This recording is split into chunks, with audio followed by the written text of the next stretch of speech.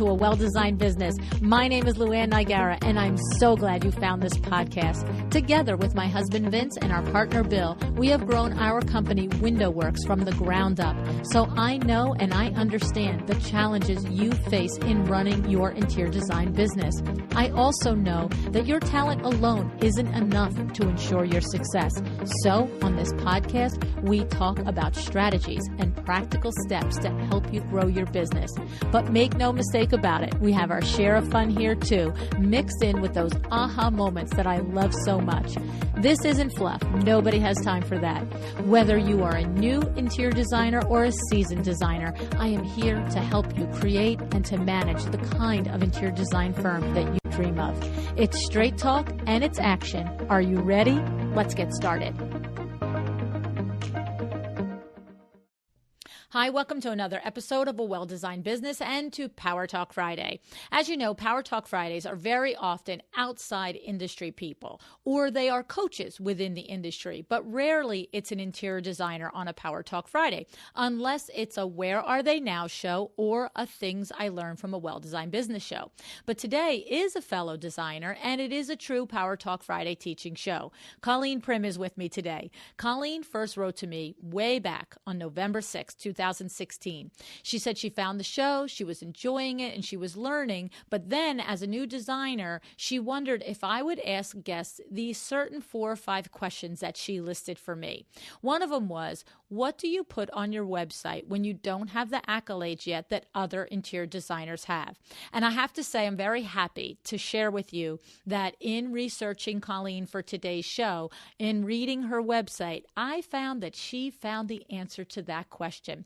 And I'll just say, my guess is that she learned the answer to that question by listening to Fred Burns' shows in particular. So if you're struggling with that question, head over to my website, luannigara.com, go to the podcast page and search Fred Burns. I promise you'll find enough information there if you're wondering how to handle that. Now, how did Colleen handle it?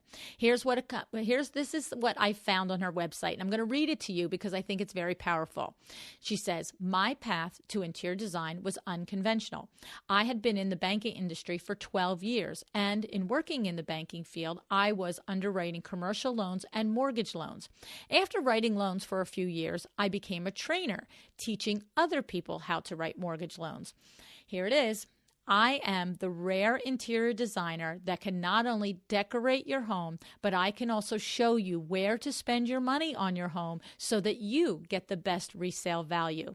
I just think that is awesome. So she turned this passion into interior design into her business. She left the banking industry. She went back to school. She got her degree, and she proudly proclaims this on her website. Okay. She also puts these other interesting things in there. She says, so what other ways does my background help me in being the best and most fun interior designer you can work with?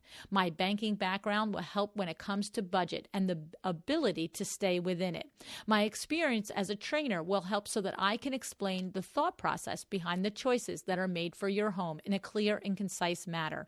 Okay, so I have to say, first of all, how awesome is that, right? Colleen has highlighted her banking career to her potential clients and translates it for them in a tangible benefit that they can understand and appreciate it. I just love it. So is that why Colleen's on the show today? Actually, it's not. That's just an extra benefit, okay? So why is Colleen here today? Well, Colleen has developed a system, a plan for utilizing the Facebook group platform for attracting and actually getting interior design clients. And it's working. And the thing is, it's not crazy, complicated, or intimidating. I really thought that it was such a great way that she has of doing it. Of course, there's her trainer background, okay, coming out. But the thing is, she breaks it down in a way that I think that if you're interested, you could emulate her. And that was powerful to me. So I'm so happy that she reached out and that she wants to share it with you so that maybe if you're inspired to try this for your business, you'll have a little path on how to do it. Okay. Now, before I introduce you to Colleen, let's give a big shout out and a big thank you to our sponsor, Camp Chroma. Camp Chroma is your online, on-demand resource for learning how to be an expert color strategist. You don't have to have a banking career that you can proclaim as your only to attract your clients to you, right? Maybe you love color, and maybe you'd love to know how to accurately measure and specify color so that you can express this to your potential clients as your differentiator. Seems like a no-brainer to me. Go to campchroma.com and see for yourself how you can learn and claim this expertise for your own.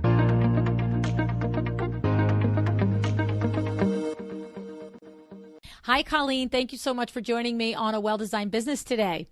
Hi, Luann. It's so great to be here. I'm so excited. I'm very happy for this too, Colleen. I just said this to you off air, but I just want to say it to you on air as well. There are probably a half a dozen of you listeners, and maybe if I ever counted, it might be more than that, that I actually can recall from my first 5, 6, 7 months of having the podcast that went out of your way in one way or another through social media, in your case, an email, to let me know that you were out there and that you were listening and that you were enjoying the show. And so it's, forever your name and you will be special to me. So thank you. Oh, thank you.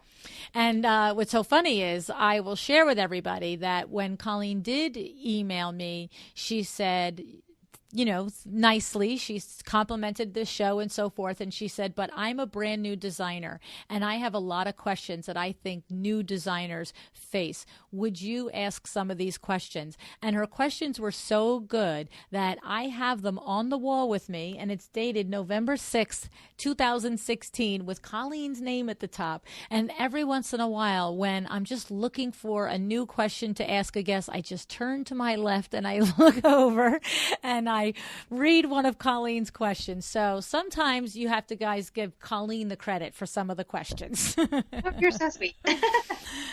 But here's the thing. Colleen emailed me a few weeks ago, and she told me how, as a new designer, she was looking for ways to put clients in her pipeline. And what she landed on was she decided to start a client-facing Facebook group, specifically to get her name out there, to share her expertise, and to possibly get herself a few clients. And she's only started, I'm going to take your thunder right away and, share it because I'm amazed.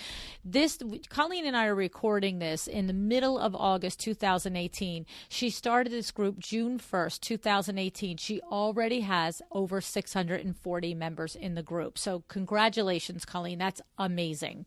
Thank you. It really is. It really is amazing.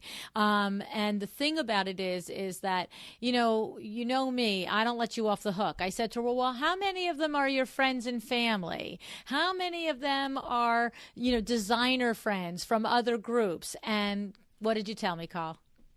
So I have 4 people that are friends and no families in there. And everyone else is a potential client. I don't have designers in there, so please don't ask. Stay away. But if you message me, and I will tell you everything that I do in there, and that's part of the reason for the podcast, is that you can know exactly what I put in there, and you don't have to ask to be in it. Right. So I thought that was remarkable because, what did I say to you? What is it, like 100 designers from other groups? You know what I mean? So yeah. That's incredible to build that in just 8 or 10 weeks time. It's amazing. So, but now we're going to figure out how you did it. Colleen, like I said, she emailed me and she said, I'd love to share with all of my colleagues out there exactly how I did this. So, tell us, what was the beginning, Colleen? What made you decide to choose this method of marketing your firm?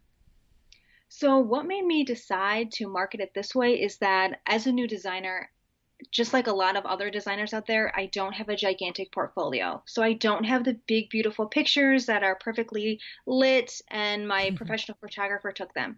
I just don't have that, but I have the desire and the skill to do it. I just wasn't getting those big projects. So I wanted to get out there to the community and let them know, like, hey, I'm a designer. I can do this.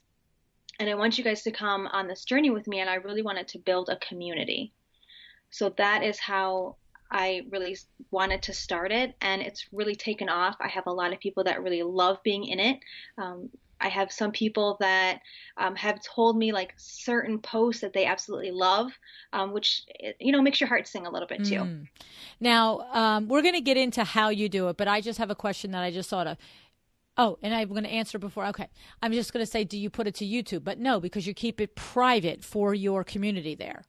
Correct. I do keep it private, so that means no one else can see it. You're going to be able to search for the group, but in order to join, you're going to have to answer 3 questions, which includes your email, because we always want to capture emails. So that way we can grow our email list that way too.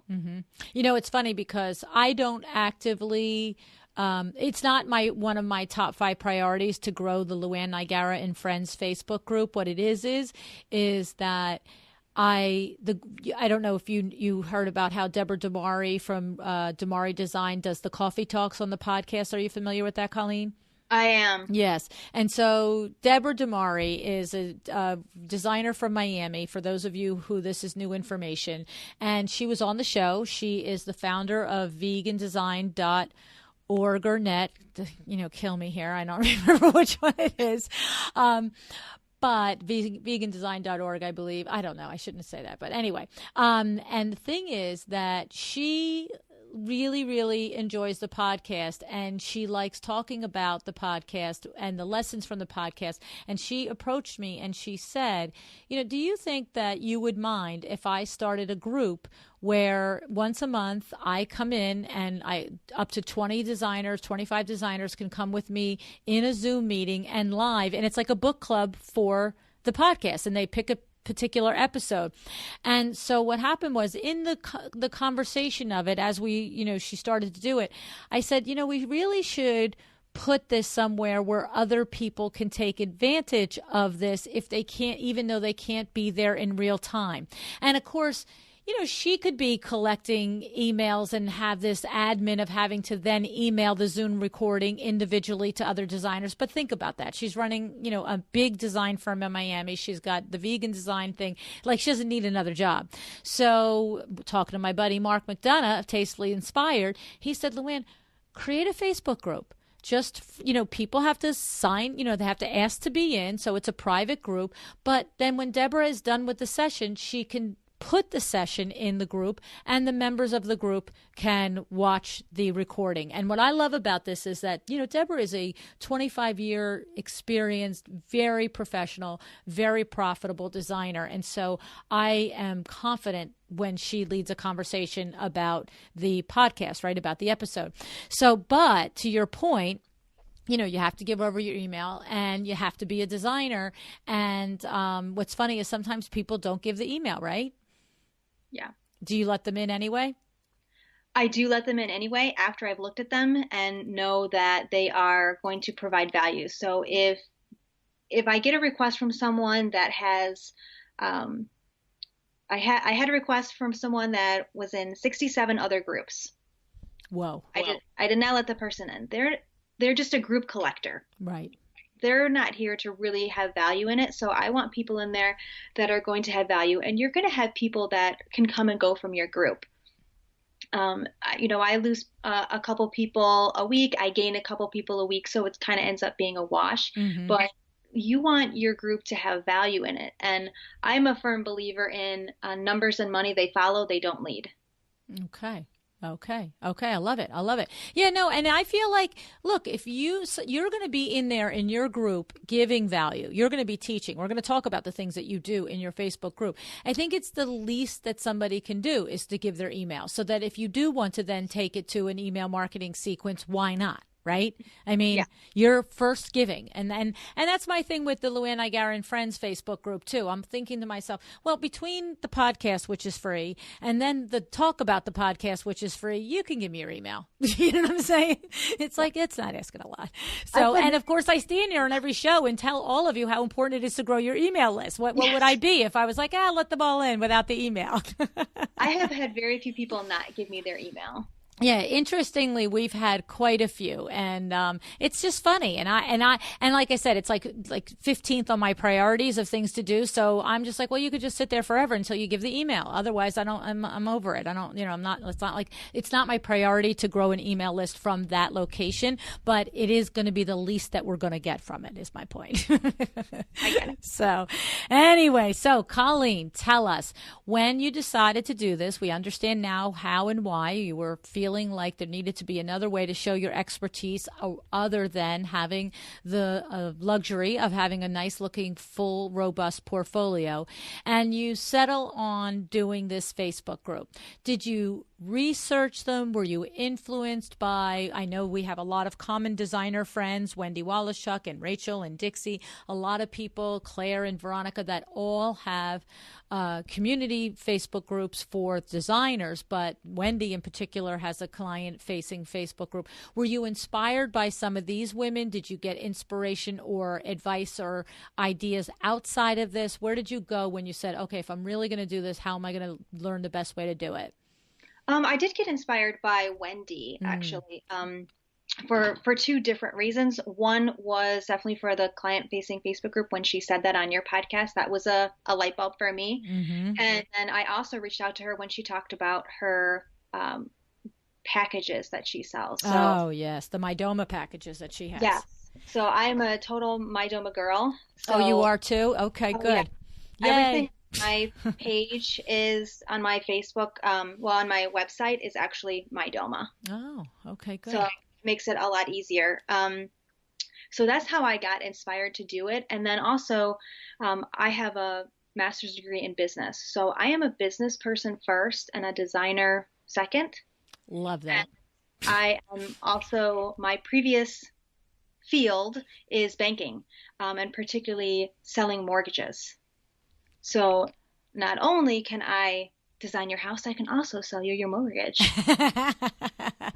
Well, what I love is the skill set is an awesome combination of skills that you have the master's in business, you have expertise in sales, and the combination of these things, I'm sure, gives you no pause or fear when it comes to going after and closing a sale and negotiating an agreement with a client and all that other stuff. I can just imagine how all that transfers right over and makes life just that much easier for you as a business owner.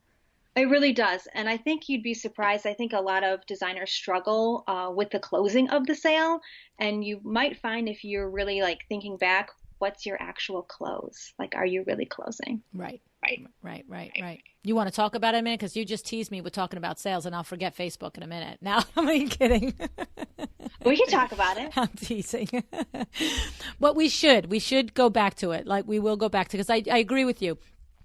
Designers do have a hard time with the close and understanding the close. And if you can lend some expertise on that, let's spend 10 minutes on that at the end. But okay, so now you get inspiration from Wendy. You speak to Wendy, you reach out to her, and what happens? You just put up a page and hope they come? Tell us how it works, Colleen. So I put up my page, and when you actually start a Facebook group, you have to invite at least one person.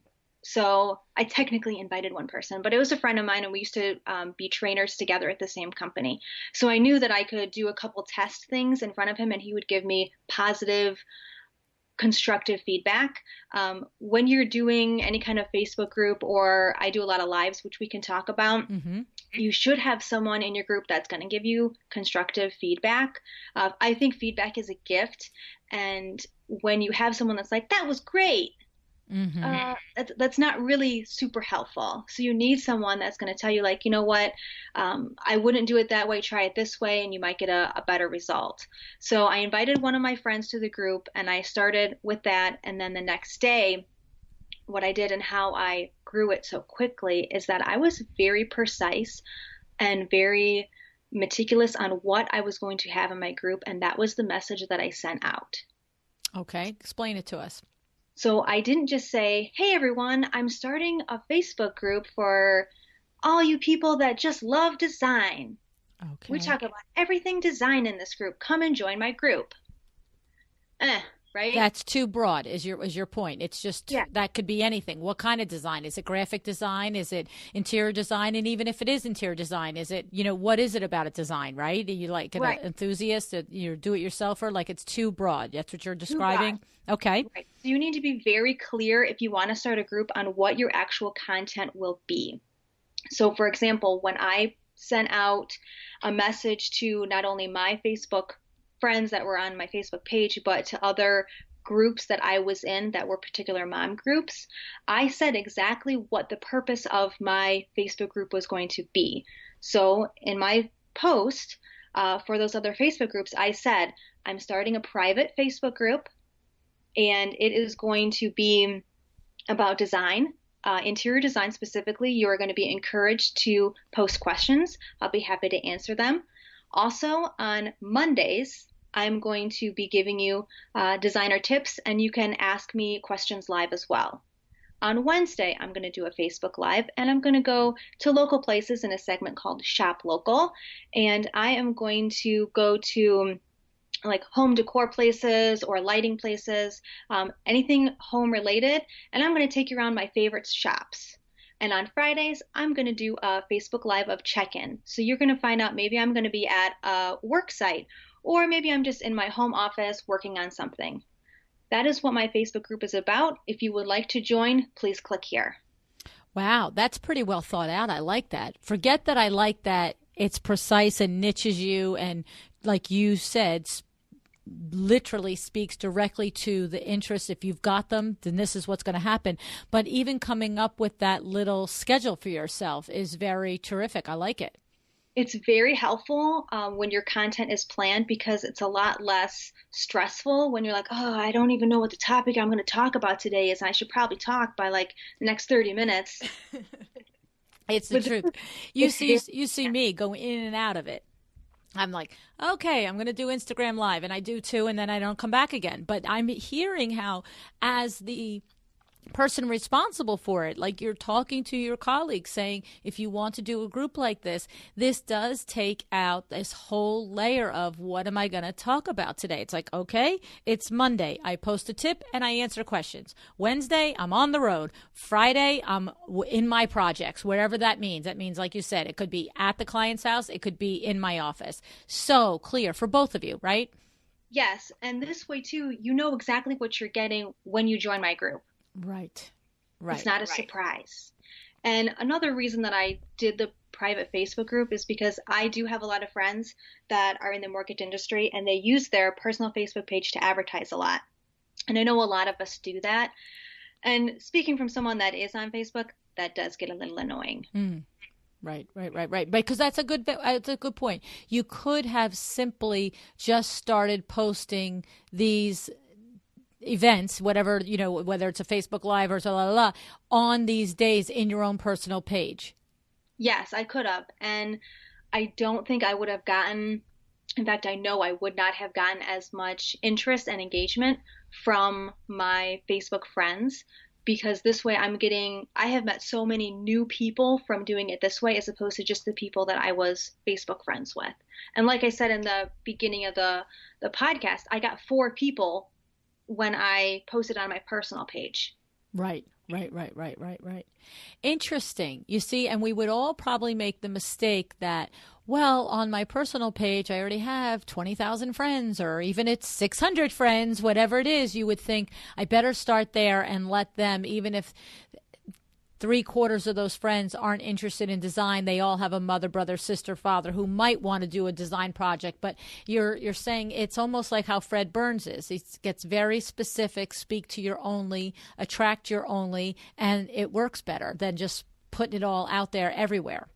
Right. And then also with your only and looking for your client avatar, like your perfect client that you want to work with, that changes in this group each time I do a Facebook Live. So for example, when I'm on Wednesday and I do my shop local, like I said, I've done a lighting shop. Well, on that day, I'm talking to the people that are looking for new light fixtures. On another day, I have gone to interviewed a painter. Well, that particular day, my client that I'm talking to is the one that is looking to hire a painter and has some basic questions. Right. Very clever. That's very clever, Colleen, to go to your vendors and your retail establishments in the area. So you don't restrict it to just your vendors, but you do. In other words, if you like to shop retail for a lighting, you go to that retail store. If it happens to be a trade only, then you go there as well. Correct. And this works in a lot of different ways, especially if you're new. So, for example, as a new person, when you're meeting with a client and they're like, do you have a window treatment person? If you're new, you're like, I sure do. Yes, I do. AKA, I'm going to go to the phone book of Google and find one. Exactly. But this way, if I interview someone in my Shop Local Facebook group on Wednesdays, I have already established a rapport with this person. And then the person that's hiring me from the Facebook group, because that's where I get most of my business, has already know this person too because they have seen them. So it works both ways. And I know a lot of people really want to keep their trades to themselves, but I feel like this is just a different way to do things. And it works for not only myself, but for that vendor too. Right, because it's going to work for the vendor if the vendor is trade only. He or she is trade only. So it's just credibility for him and for you. That it's credibility for that vendor, that a designer out there with some status. Because as soon as you're doing video, you must have status, right? But somebody out there is hiring him or her, and if it's a vendor that is trade and retail, what's the difference? They're trade and retail, whether you tell anybody about them or not. Correct. And then I have gone to trade-only places, and I tell them in my group, hey, this is a trade-only place. I go here for my fabric. I love it. It's amazing. Check out these fabrics. If you want to come here and look at it, give me a call or send me a message. I'll come take you, and we can do a project together. That's right. That's right. And you open the door that, when you want to come here, you come through me. I love it. And so when you first reached out, was there any pushback is a word I use a lot when I expect that you might really reach an obstacle, but was there any what do you want to do what here? You know what I mean? Were there shop owners that you had to really do more than just say, hey, can I do a Facebook Live with you? Or you had to really explain it to them and what the point was? No, because anytime that a business owner can get free advertising, who's all about it? Them, for sure. Mm-hmm. Yeah. So you're going to say no?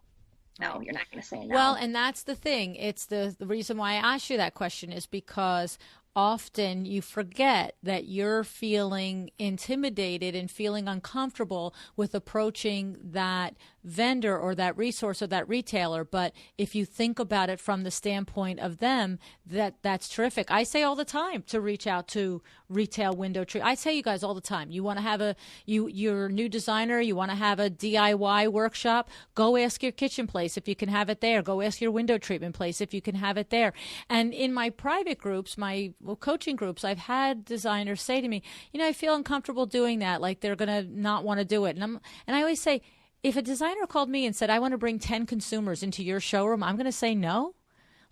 Flip it around. You're bringing value to that workroom, that retailer, whatever it is. So good.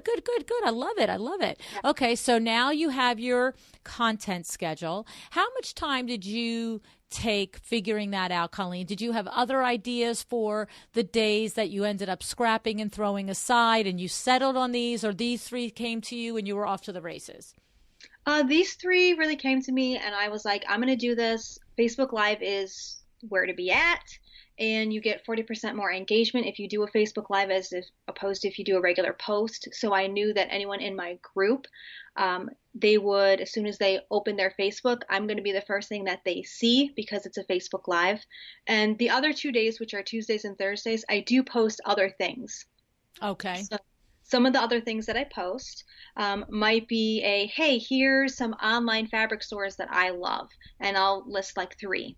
And I'll say what I like about them. But what gets the most engagement on those other days are contests. Oh, okay. What kinds of contests do you run? So who doesn't love to win something? Everyone, right?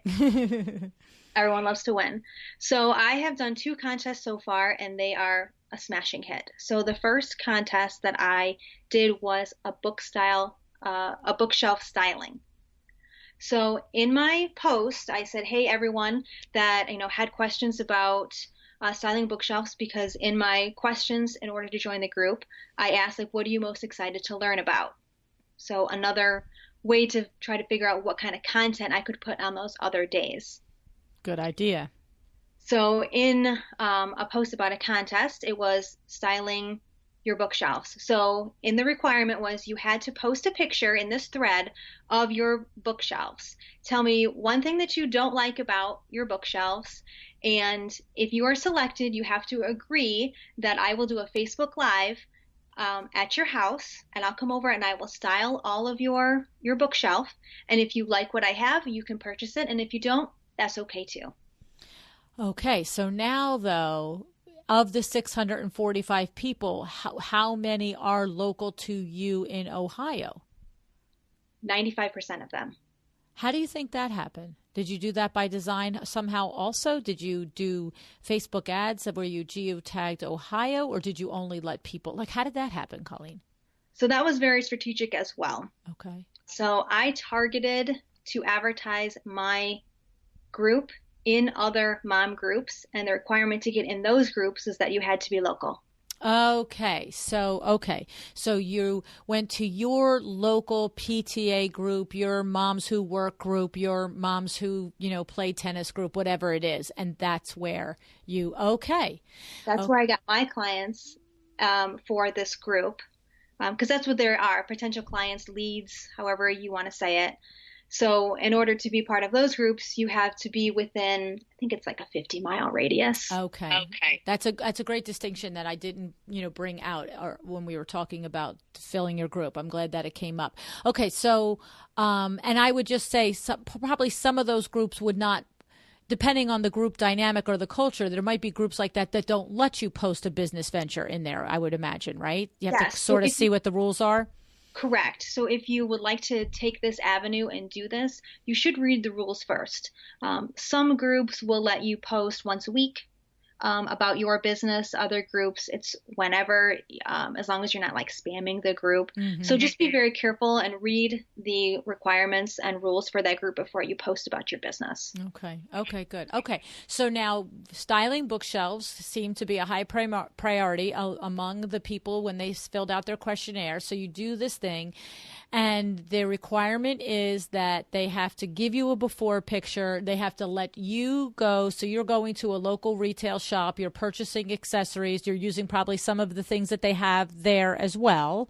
But Correct. You're going to come in, and are you videotaping yourself styling it, or are you just taking a video of the after? I'm taking a video of the after. And I always tell the homeowner when I do the contest that they don't have to be on it, because that is a deterrent. Mm-hmm. I feel a lot of people don't like to be on video. So I tell them in the contest post, you don't have to be on the video if you don't want to, but you do have to let me do the live. And that first contest, I had 15 people post that they needed their bookshelf styled. And how did you select the winner? And how did you select the winner? I selected the winner because I felt like this was the person that probably needed the most help. So that's how I selected it. Okay, so it was you just physically selected. You just looked at all the entrants and said, you're the winner. You didn't do any random luck thing. No, I looked at them all and said, well, I think you need the most help. So I contacted them and we scheduled to go out. I had brought some items with me and I styled it up. And then when I was done, I did the Facebook Live and I told everyone in the group what I did and how I did it. And then when we were done with the Facebook Live, then I asked her, I'm so glad, thank you. Obviously, you want to thank everyone for having them, come out to your home. Thank you for letting me come out to your home. If you would like to purchase any of this, let me know. She purchased all of it. She did, yeah. Well, because, she wants it to look. It's now you see how pretty it could look, right? Yeah.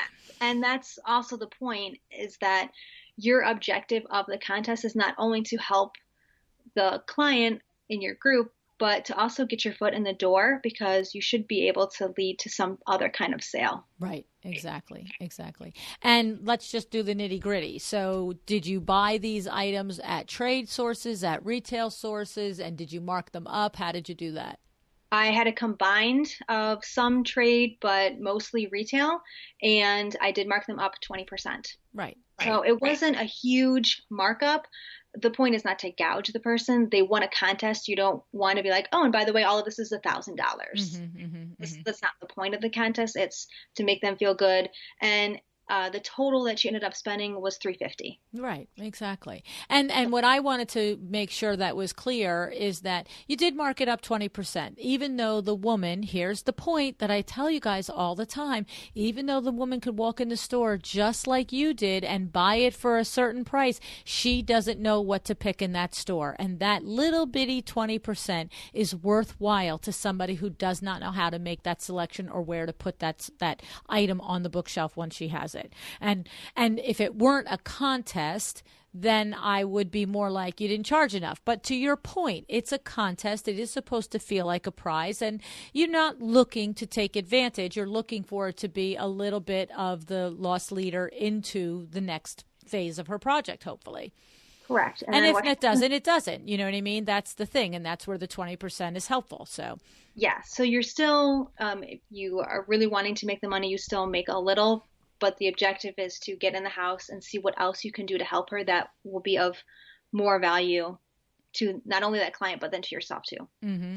And is there any danger at that moment, Colleen, of falling prey to it creeps into now it's a consultation about the whole room and she didn't pay for that consultation? Do you feel like, I know you've only done 2 contests and we're going to hear the parameters of the second, but did you have any moment where you were like, okay, I got to not let this train go running out of the track and me end up giving her advice on the whole room when I should get a consultation fee for this? No, I'm pretty direct, so I stick right to what the objective is.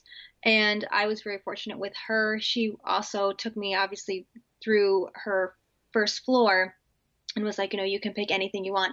Oh, and by the way, when we're done with this, I'm actually saving some money right now, but in a couple months, can you come back and can we do the living room? Because as you can see, it needs some help. Okay. So she also was a forthright person and didn't try and weasel in the free information. She said, when I can afford this, I'm looking to hire you.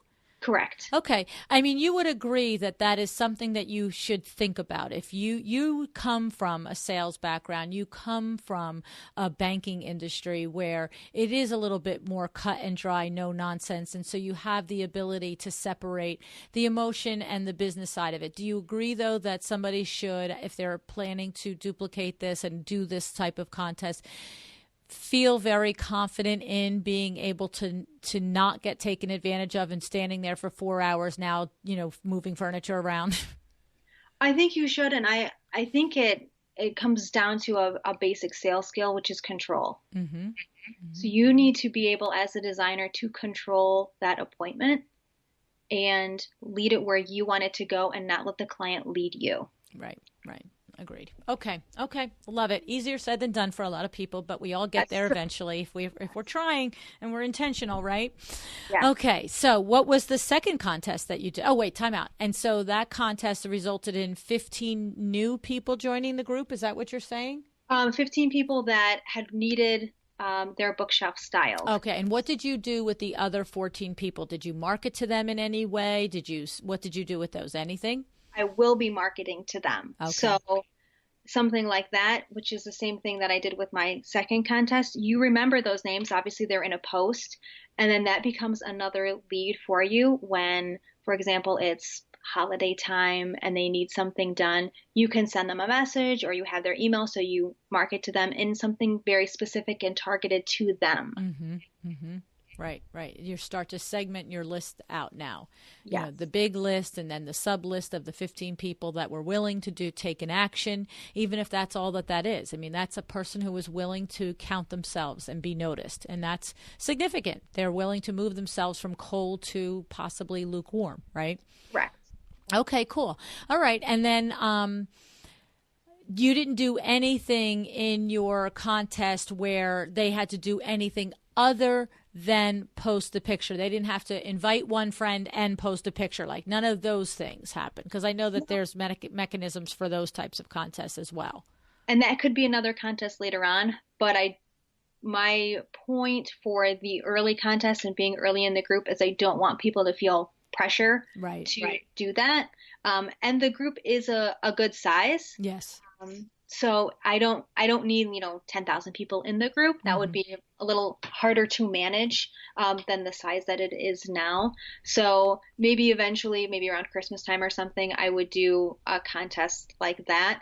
But for now, I want to focus on the people that are giving me value and that I'm giving them value now. Mm-hmm. Okay, understood. And then what was the other contest that you ran, Colleen? The other contest was styling of a mantle. Okay. And there was 27 people for that one. Whoa. You would have thought that the bookcase is harder. Okay. Yeah, so interesting enough, that's obviously a sore point, which I would have not thought of had I not just like posted one thing. Just like, hey, if you want this, mantle styled, post it, same rules. Post a picture and you have to let me do a Facebook Live. Wow. And did you complete that contest already as well too? I already completed that contest, and the great thing about that contest, not only did she like it and she bought some things, she also had a friend there who was like, I love this. Can you come to my house and give me a consultation and do this too? Isn't that something?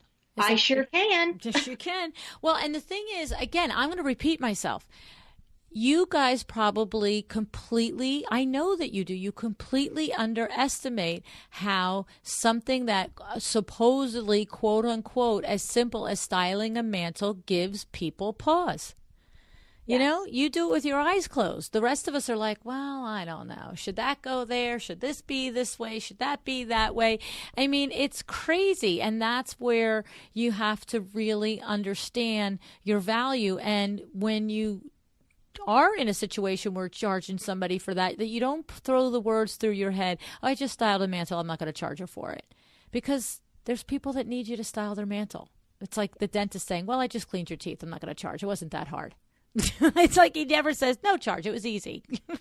And again, it's a contest winner, so 20% markup on the items, and we use some of the items that she had and then some of the items that I brought. And again, not gouging the person. It's a contest. They're not supposed to feel like I need to shell out a bunch of money now. Right. And look, you probably tell them ahead of time that I'm going to bring in other items. You don't surprise them with it. Correct. That's in the contest as well. Yeah. See, that's the thing. The agreement up front, they have, as soon as you say that, a thinking person says, I'm probably going to buy those items. You know what I mean? A thinking person probably says, I hope they're not expensive because I'm probably going to want them. You know what I mean? There, as long as it would be if you walked in all car salesman-y with them in the bag. Oh, and by the way, that would not be cool. But the other is an agreement. You're doing it in exchange for an agreement. That's totally legit. I love it. Okay. All right. And so what else have you been, what other benefits? So tell me about, do you have, how many people have converted into a paid consultation or whatever the ladder of services are that you offer, Colleen? So since I started the Facebook group, I've had 8 paid consultations. From the group, from people from in the the group alone. Wow. Yes. That's amazing. So when we're recording this, that's about once a week. That's amazing. Okay. And so do you want to share what you charge for your consultation? Sure. It's on my website. I'm a firm believer too. I love Veronica Solomon, and she has all her prices on her website too. So I am $197 for a consultation. Okay. So 2 times 8. So you've made $1,600 by doing Facebook Live community so far. Correct. And then I also, by the hour, I am $75 an hour. Okay. And so before you kind of get that number in your head, I want to clarify a couple things. So I know some people have said, how much they make on there, and some people are really taboo about it. I'm not. I make $75 an hour for my clients. I bill them all the time that I am working on a project. So I don't know if I should bill them. I'm billing you. Right. I worked on it. Hey, listen to her. I'm billing you. Good for you. But I want to say too, depending on where you're at in the country, that price is going to be different for you. Right. So, for example, I'm in Cleveland, and so let's say I did $100 an hour. So my $100 an hour in Cleveland is $144 in Los Angeles, and it's $231 in New York, and it's $95 in Orlando, Florida. Wow. So before you get hung up on a number, take into account your cost of living in the area that you're at. Where did you come up with those figures? I Googled it. And is that specific to the design industry, the ratios, or it could be any consultation, what's the word I want? That's your cost of living expense for the United States. It's on like Bankrate website. It's like bankrate.com. And then you just translated it to an hourly rate. Yep, you can translate it to an hourly rate. And it says where you're at versus, it's usually like, where do you want to move? And then it tells you like the cost of living. So if you made, $100,000 here, you need to make X in whatever city you want to live in. So you can go back and, Google that if you're in one of those other areas. So you can kind of see where I'm at compared to where you are as a designer. Okay. And that's a great rule of thumb, especially like in your position, only in business a year and a half, but we don't want to say that is the only barometer for what you charge per hour. Would you agree?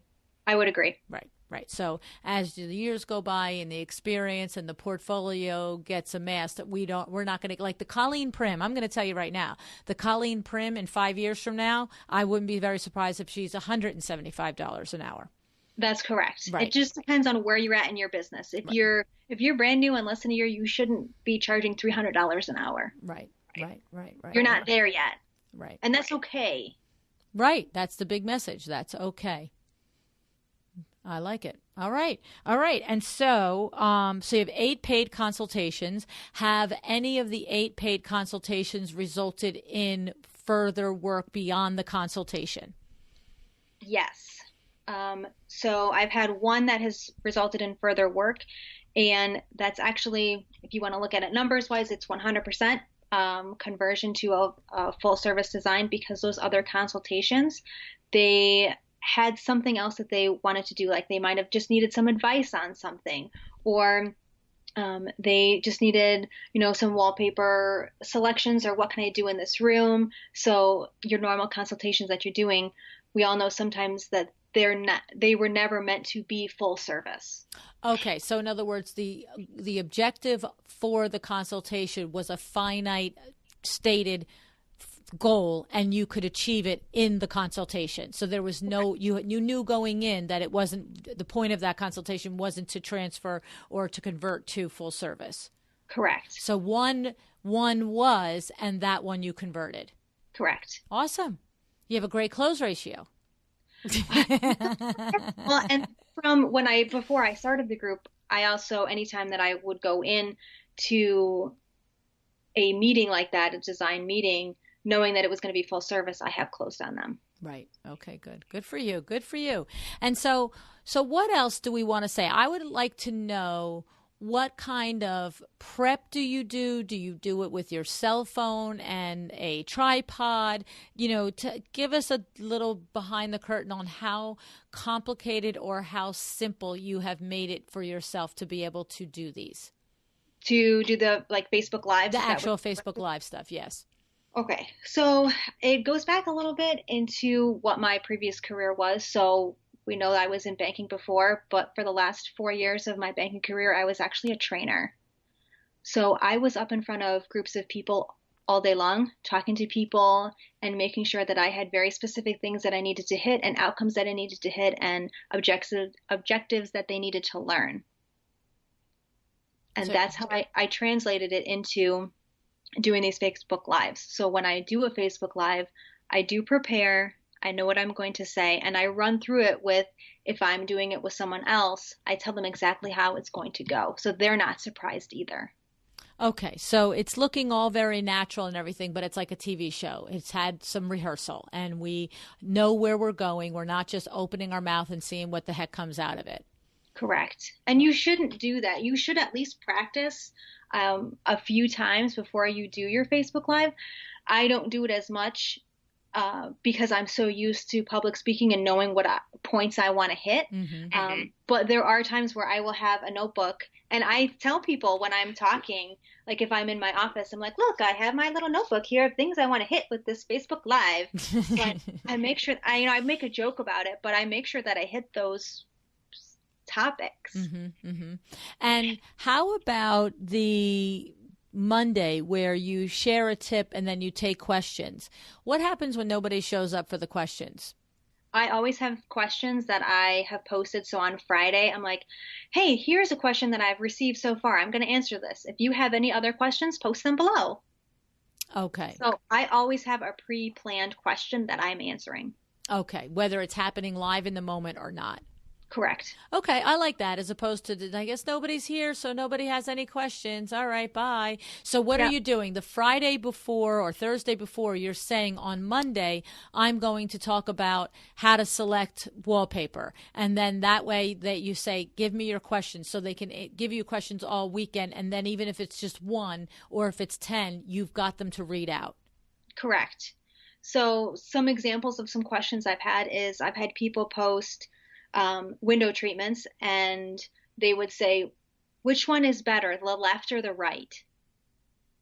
And then they do like a picture of the window treatments and then their whole room. So then we talk about that. So then you can also see when people pop on, they might have some more questions, or they're like, oh yeah, I agree, I thought that too for that person, because other people are seeing that as well. So that gets you more engagement too.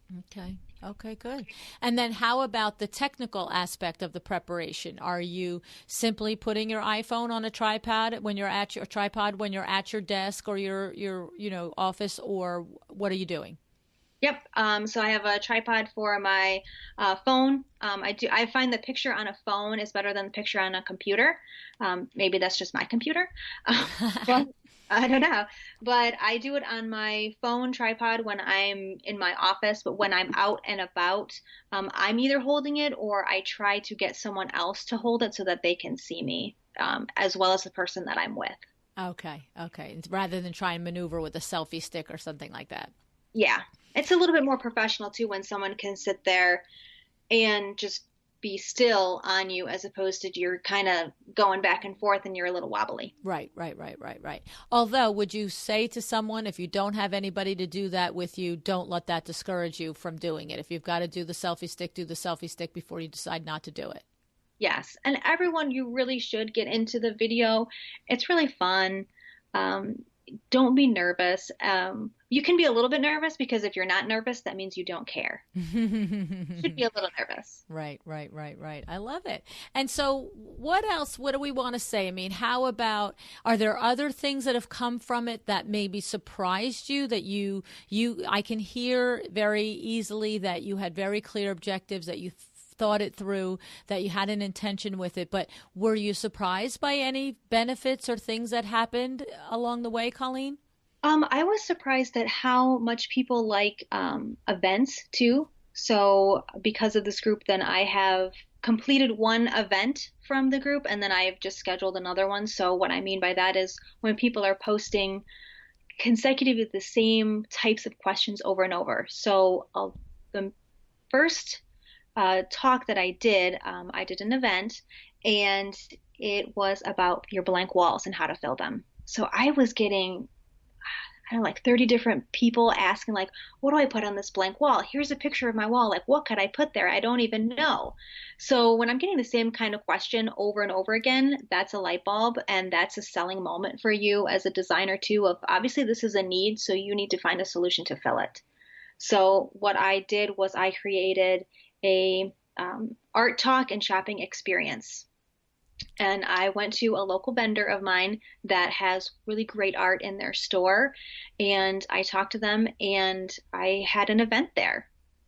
And did you invite the viewers to attend the event with you when you say you had an event, as opposed to your shop local, which is you bringing them only through by video? Correct. So for this particular event, you had to buy a ticket, which I made the package through my Doma. because I'm a business girl. I love it. How much did you charge? Private.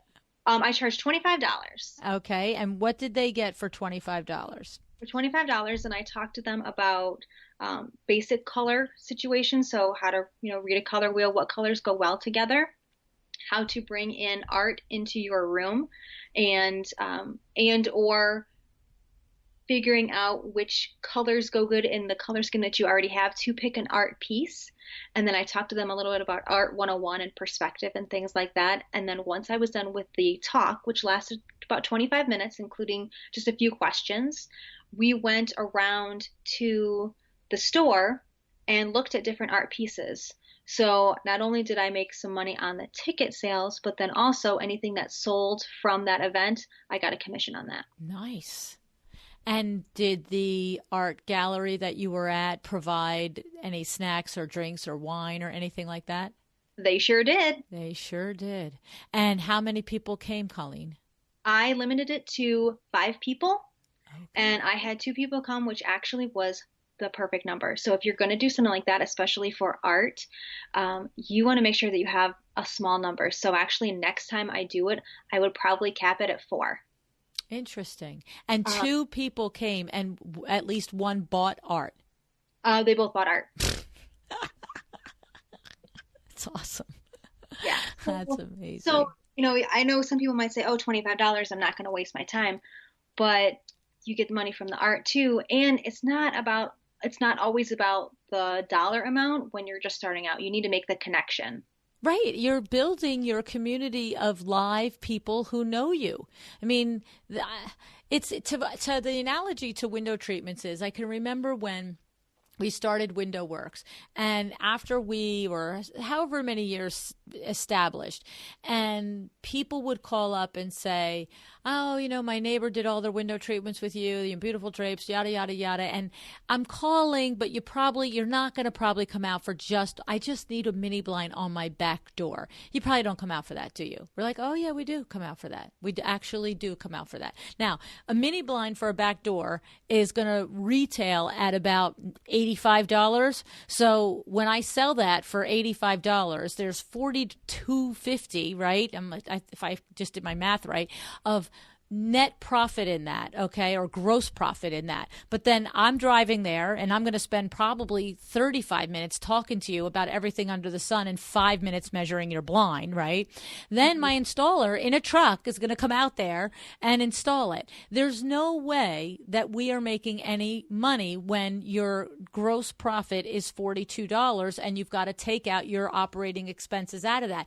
But the number of times that 25-minute of conversation with me, and then the impression that my installer makes because he's neat and he takes his shoes off and he takes his garbage away. The number of times that resulted in either a full project with that particular homeowner or a referral to a friend who was in the middle of building a house and now it's a $15,000 order. So that's the same thing. It's okay, $100 or $50 for 2 people to show up or 4 people to show up for 100.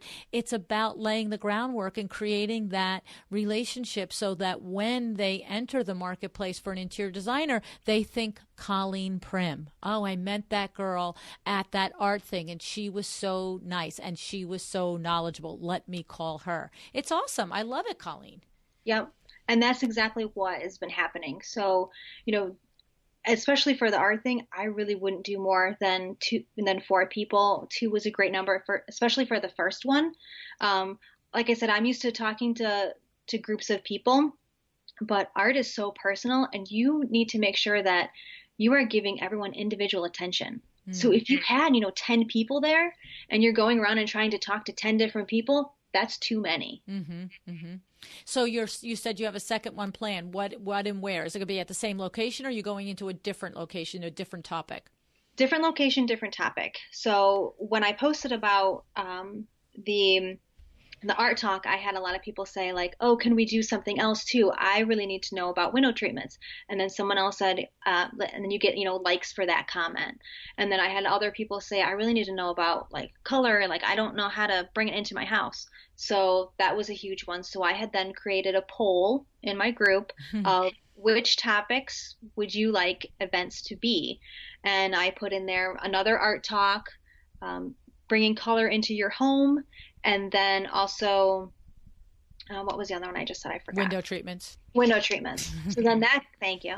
Then that got, votes. And so then I just created one for color, bringing color into your home. So I just posted about that this morning. I've already sold 2 tickets for that.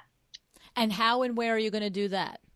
So I have a friend that owns a paint and sip. So I'm going to go into her studio and I'll actually talk about color because it's very colorful in there. It's very arty in there. So we're going to talk about color, and some things are going to be like, again, color basics, what colors to pick for painting, how to pick them properly, things like that, mixing patterns. And again, I said it's probably going to be about, plan for about an hour for the talk. And I'm also going to have pictures, and please bring in pictures too, and we can talk about your rooms because it needs to be specific to that person too. Right. What I love about this, Colleen, is you could do this as a Facebook Live with just you and your friend's paint and sip. You really could. But the fact that you are bringing the extra layer of value and bringing the people together to meet you face to face is just one more layer of connection and of deepening that relationship and making it more so that you come to mind when they are entering the marketplace for an interior design project. And, your friend is probably just as thrilled because how many people will come and do it and think, let's come back here next week with all our girlfriends and do a paint and sip on top of it, right? So it helps everyone. It's really, really, really well thought out. And so the thing about it is that what are you spending in time in order to, think about it. You've just said, I've created a poll and people are liking and people are saying, how do I do with this blank wall? What are you spending in time during the course of your week between creating your Facebook Lives, answering questions, doing back-end work with collecting emails and putting them to wherever you're putting them, whether it's a MailChimp or an Excel spreadsheet at this point, whatever level you're at your business. How are you organizing that part of your day? Because it's very important that you don't just go running around and creating this hullabaloo around your design firm, and then you don't manage all of this back stuff that's happening, because then it's just wasted time. Right. So let's break it down. So the days that I don't do Facebook Live and I just post something, that's probably about 5 minutes that I've posted something, put together, a post, made sure everything's spelled correctly, stuff like that. Right. And I'll post that. So that's very quick hits. And then if I'm answering questions, that's another, quick hit. I might look something up real quick before I answer it, but that's another quick thing, maybe 5-10 minutes on that. Where I spend the most time is actually driving to somewhere.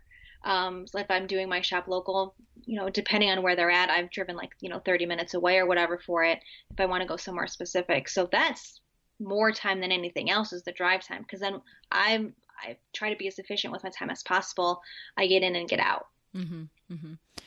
I would have to say that I think that, do you batch the time? Well, you didn't talk about the time that you come up with your topic for Monday, your Q&A, and you gather those questions and you put them in front of you. In other words, do you batch that time? Do you say, okay, every Friday I spend a half hour in the group posting a question for Monday, answering whatever questions might be there since I was there Wednesday. And then Monday, on the day I'm going to go live, I spend an hour collating questions, coming up with my content, reviewing what I'm going to say, setting up my phone. You see, I do all this stuff. It's a lot more than just, it's like saying the podcast is an hour-long show. 9 hours goes into every hour of podcast. You see a lot of people like, I'm going to start a podcast. I'm like, go ahead. It's not that easy. You know what I'm saying? So I love what you're doing, and I can see the value in it. But I want to make sure that we show all that other stuff, because I think what it is, Colleen, is you are the first time we're having such a long conversation, right? But it is so clear to me that you are very organized. And as you said, you are a business person first. But I think about somebody who's inspired by your idea, but that's not thinking through all of the other stuff. Like I know WindowWorks, every Friday WindowWorks goes live. And Kim and Rich, the two salespeople that work for me, split that responsibility. And it's anywhere from Kim all week long thinking about it, gathering the materials that she wants to show and having it all ready so that Friday at 4:00 it's ready, to sometimes at 2:30 looking at me going, I haven't had 5 minutes to think about the Facebook Live. What should I do?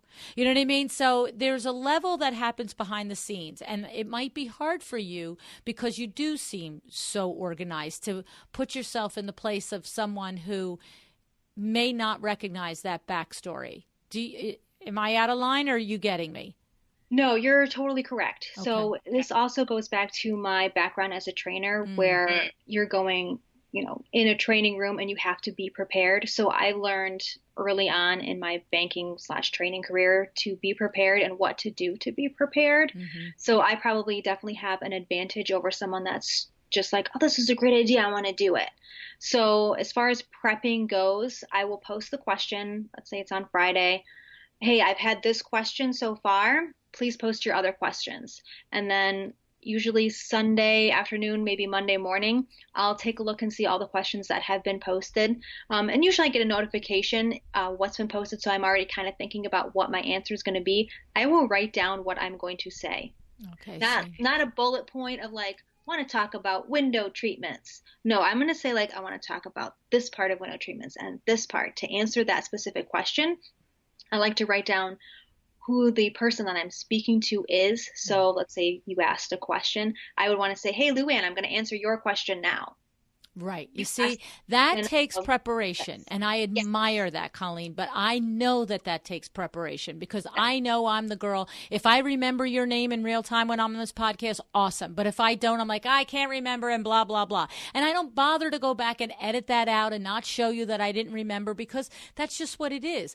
But this is different. This is a 3-minute, 5-minute. That was something we didn't talk about. How long are you generally in this thing? I'm feeling over the course of the body of the work of the podcast, if I miss a name or forget a name, nobody's like leaving, nobody's jumping ship. But when you've got 3 or 5 or 10 minutes to make an impression, especially as you're building, you do want to have your stuff locked down, right?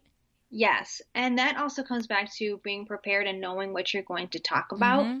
So you don't start your Facebook Live of, hey, everyone, look at my cute shirt. Don't you just love it? Oh, this weather is so great. No.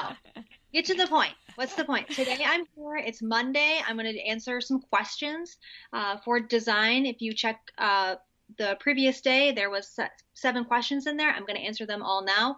I'm going to tell you what questions I'm answering and who said the question. We're going to go right down the line. If you have any other questions, please put them in the comments below. All right, here we go. Lou asked for this, and then I say the question, and then I answer them. Right. I love it. See, but you take it for granted being that organized. I know you do because that's in your DNA to be that, your DNA and your training, both. But the rest of us, we need to be told the steps. I'm just saying. Well, and that also goes back to people, like being told, and you need to have actionable things. So, that's an actionable item for the designers out there. Be prepared for stuff and anticipate, questions. That was the thing that I really learned during training was, in order to have a very good training, you should anticipate people's questions. So you shouldn't have, when you're doing a Facebook Live, you shouldn't have people really commenting a bunch of things of like, well, what about this? What about this? What about this? You should have been able to, when you're preparing for your topic, be able to anticipate those kind of questions and answer them already in your presentation, so that you only have maybe 1 or 2 questions at the end. Okay. So really put yourself in the position of the viewer and already include the most likely questions as opposed to making them come at you for them. Okay. Correct. I love it. I think it's awesome, Colleen. I think it's amazing what you have created. And I'm sure that you're going to have to come back next year after a year's worth of time. And there's going to be a point where you will have created such a pipeline of clients. And, we didn't talk about this on the show, but you have 2 small children that are not in school yet. And you have told me that your desire is not at this point, while you have little children, to be working 50, 60 hours a week. You're monitoring your workload at this point. Is that correct? Correct. So my kids are 2 and 3, teeny tiny little kids. Yes. So I'm at home most of the time with them. So my projects that I take on, if I'm taking a full service person, I will only do one at a time. So that way I can give that person the most attention that I can, but then also focus on my family too. And my kids go to daycare at least one day a week, if not two, so that I can focus on other things as well, whether it be home stuff or stuff for my business. So you have to be strategic about that. So my plan is always and has always been do what I can and make an impression right now in the market so that when my kids are in school, I am the person that people want to work with because they've heard of me for, a year or two and they've seen my work, they've seen me around, they know my name or my face, and they want to work with me. I'm a natural name that rolls off the tongue as far as they're considering design in the Cleveland area.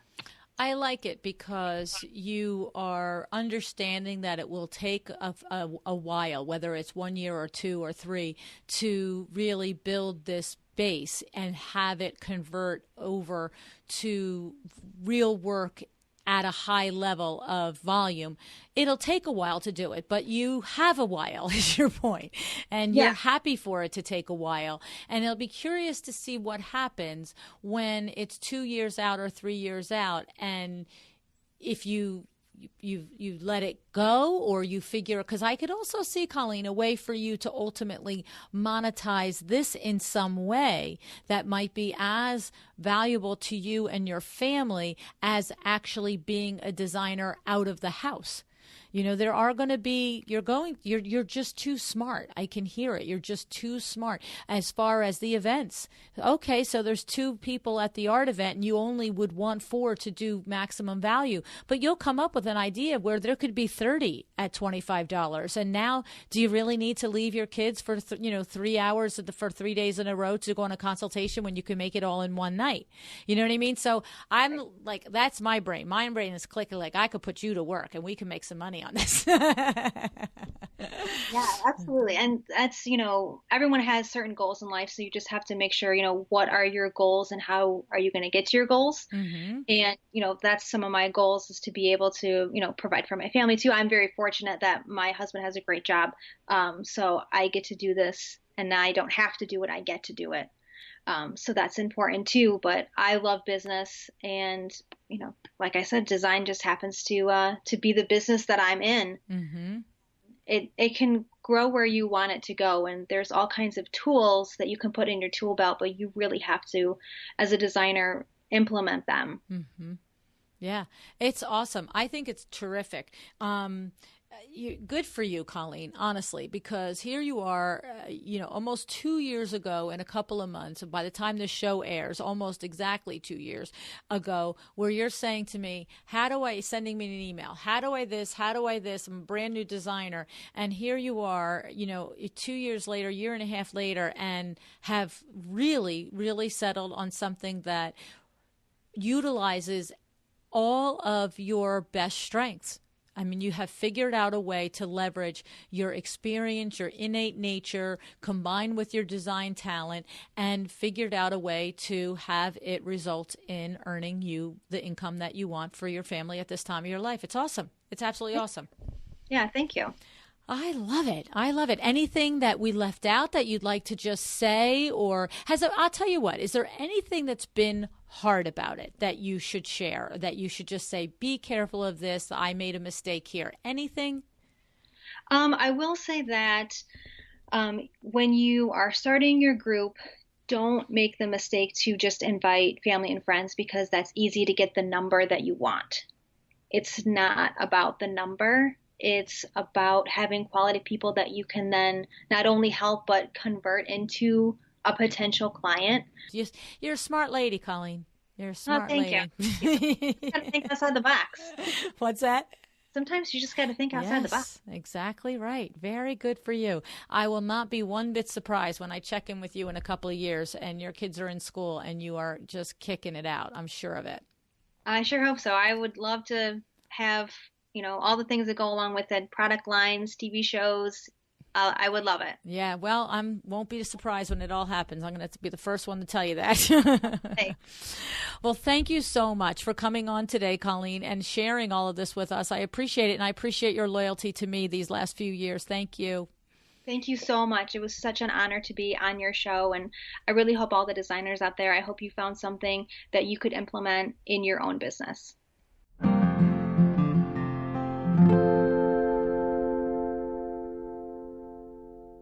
Before I share my thoughts on Colleen's Facebook group, let's give a big thank you to Article.com for sponsoring the show. Have you listened to episode number 301 with Duncan Blair? If you have not, please go to that show next. Article has a trade program that I literally picked apart everything I thought you would need to know in order to decide if Article was a company you could trust to go and partner with. And I loved what I learned. Their process is clean, service-orientated, and thorough. I think you'll agree. But please see for yourself and then go to welldesign.article.com to open up your trade account today. Now, Colleen, what I particularly loved is how Colleen thought the process through in such detail before just opening up the group. She thought about what her intentions were, what her goals were, and she took steps that supported these ideas. For example, she invited people to join. She invited people to join. She didn't just put out a billboard on all of Facebook and say, hey, no matter if you're my target client or not, come on into my group. No, she specifically invited people that were within driving distance and working distance of herself and that were outside of her friend group, right? She went to potential clients, okay? She also really understands that 200, 300, 400 actual potential clients is infinitely more valuable than 2,000 or 3,000 non-targeted people in her group. All right, the other thing I really love is the daily format. That's a huge idea. This way, she's not sitting there every day and thinking, what the heck do I do today? Nope. If it's Wednesday we shop local. I love it. It creates not just structure for her, but it gives members something to think about and look forward to as well. So if you're a potential client and you're in the group and you love Wednesday we shop local, what happens? In a very short period of time, you start to wake up and go, oh, it's Wednesday. I have to go see where Colleen is going today. I just love it. All right. I hope Colleen made you think. You know, you can apply this to blogging, to creating video content for a YouTube channel, and you can also apply it to an Instagram strategy. Make it your own. If a Facebook group isn't for you, just take out the lesson and apply it to what feels right for you. The lesson is, set your goals and your intentions. Why are you doing it? Develop your plan. Let your potential clients know what the plan is and stick to it. Consistency is the game-changing ingredient here. All right. So that's that in a nutshell. All righty. If you are in the DC area, next Thursday, I will be at Century Furniture with Deb Pegger and her team at the Washington Design Center. If you have already purchased my book, The Making of a Well-Designed Business, please bring it with you. I'd love to meet you and sign it. We are gathering at 11:30 a.m. at Century Furniture. My huge thanks to them for hosting us. I'm really looking forward to it.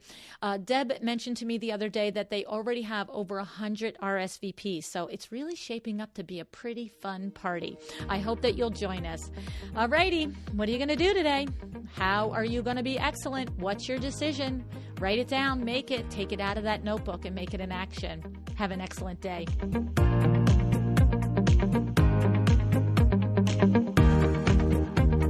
Thank you so much for joining me again today. This podcast is a production of WindowWorks, your resource for custom window treatments and awnings. To learn how we can help you on your next interior design project, go to www.windowworks-nj.com. And if you're interested in working with me on your business, either through masterminds or one-on-one coaching, or you want to know how to get my book, The Making of a Well-Designed Business, or you just want to know what's going on in the podcast land and where I'm going to be, all of that is found at luannigara.com. Thank you so much. Have an excellent day.